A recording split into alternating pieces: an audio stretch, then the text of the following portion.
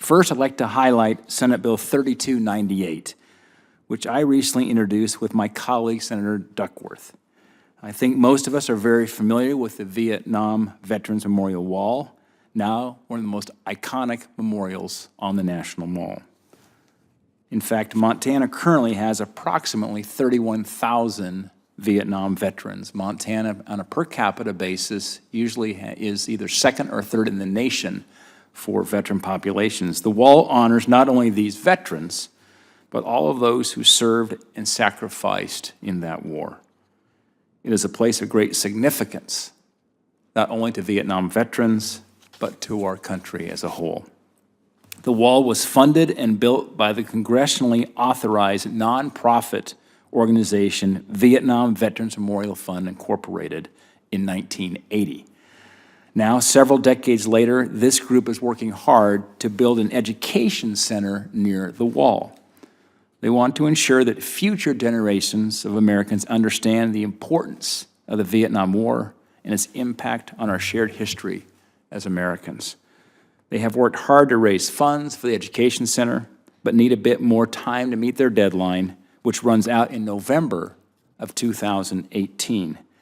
This legislation, the Vietnam Veterans Memorial Visitor Center Extension Act, will provide them with the time that they need to continue raising funds so that the center can be built and an endowment created for ongoing maintenance requirements.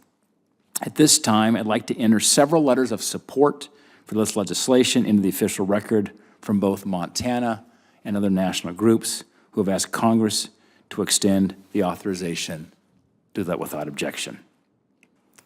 I'm a veteran of the Vietnam War, drafted on Christmas Eve of 1968 and served with the 4th Infantry Division in Vietnam in 69 and 70. And when I came out of the Army, I had the privilege later of being with the Reagan administration when Jan Scruggs and the Vietnam Veterans Memorial Fund accomplished what they did to build that memorial. I was there on the day we broke ground for it. I was there on the day when President Reagan dedicated it. And I think that the position the department has taken there is a very necessary one. Our country's been at war for quite a while now, but we've had the support of the American people. The Vietnam Veterans Memorial, the country was in a tremendous social upheaval, and I think it's very important that that story be told. And I thank you for the personal privilege to add that to the record. I'm glad that you did. Thank you very much, and thank you for your service. Mr. Chairman.